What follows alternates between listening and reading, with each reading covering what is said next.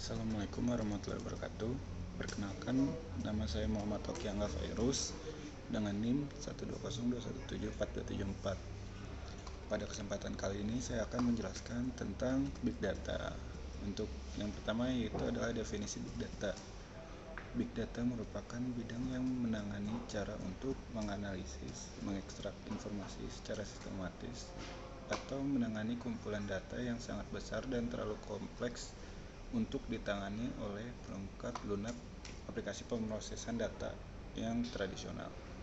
Data dengan banyak field kolom menawarkan kekuatan statistik yang lebih besar, sementara data dengan kompleksitas yang lebih tinggi, lebih banyak atribut dan kolom, dapat menyebabkan kegagalan penemuan insight yang lebih tinggi.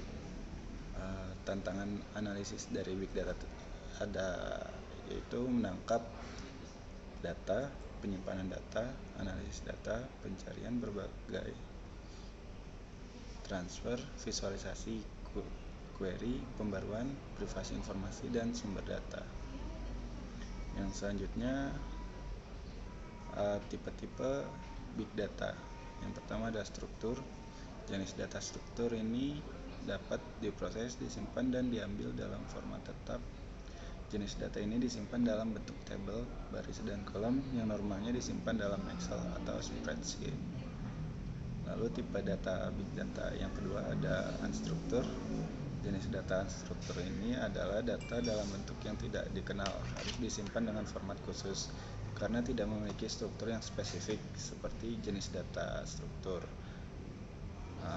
Yang ketiga, tipe data Big Data ketiga ada semi-struktur. Jenis data semi-struktur merupakan jenis data yang dimasukkan ke dalam sebuah tabel, tetapi skemanya tidak sama dengan tabel biasa yang hanya terdiri dari baris dan kolom. Data semi-struktur mengandung format data terstruktur dan tidak terstruktur, walaupun belum diklasifikasikan oleh repositori tertentu, namun mengandung informasi yang penting. Contohnya adalah data dalam bentuk CSV, XML, dan JSON. Kemudian ada karakteristik Big Data. Yang pertama ada volume. Volume adalah jumlah data yang dihasilkan dan disimpan.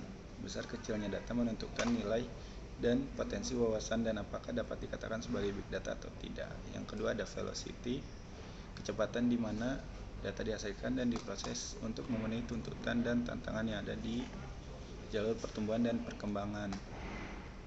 Ketiga ada variety, yaitu adalah jenis dan sifat data. Keempat ada veracity, kebenaran atau keandalan data yang mengacu pada kualitas data dan nilai data. Selanjutnya ada value, nilai informasi yang dapat dicapai dengan pemrosesan dan analisis kumpulan data besar. Kemudian ada yang terakhir ada variability, yaitu karakteristik perubahan format struktur atau sumber data besar. Terus ada teknologi yang digunakan dalam Big Data, yaitu yang pertama ada Hadoop ekosistem. Hadoop ini merupakan framework dikembangkan untuk menyimpan dan memproses data dengan model pemrograman sederhana dalam lingkungan pemrosesan data terdistribusi. Kemudian ada AI, kecerdasan buatan, adalah bandwidth yang luas dari teknologi komputer yang berhubungan dengan pengembangan mesin cerdas. Kemudian ada NoSQL database, mencakup berbagai macam teknologi Big Data dalam database yang dikembangkan untuk merancang aplikasi modern.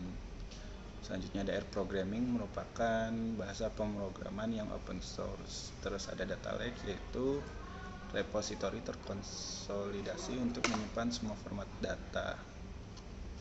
Pengaplikasiannya ada dalam healthcare, itu analitik data besar telah membantu peningkatan layanan kesehatan, menyediakan obat-obatan yang dipersonalisasi. Terus ada asuransi, penyedia asuransi kesehatan mengumpulkan data tentang penentu kesehatan sosial seperti konsumsi makanan, TV, status pernikahan, ukuran pakaian, dan kebiasaan. Edukasi, ada edukasi yang ketiga dalam Big Data cukup signifikan, seperti contohnya ada di Universitas Tasmania.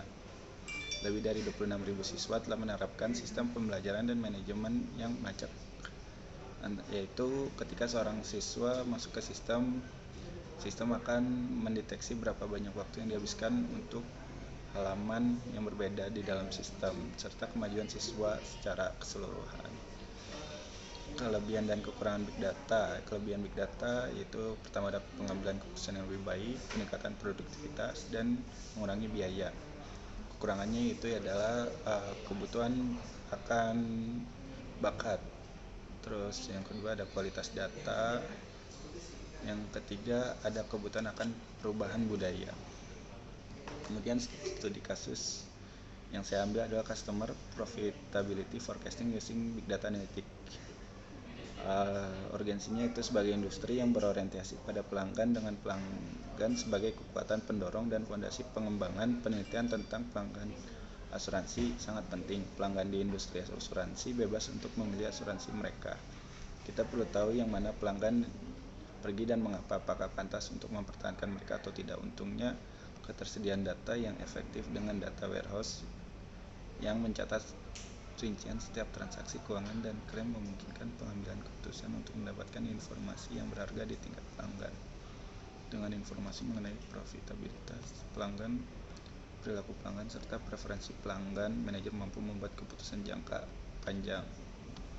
Tujuan menggunakan big data-nya yaitu bagi industri asuransi, nasabah yang premium merupakan sumber keuntungan utama dan penyelesaian klaim merupakan pengeluaran utama bagi industri asuransi, sehingga keuntungan premium dan risiko klaim adalah dua aspek penting bagi perusahaan asuransi untuk mengevaluasi nasabah. Dengan mempertimbangkan keuntungan premi dan risiko klaim, pelanggan dapat dibagi jadi beberapa jenis. Oleh karena itu,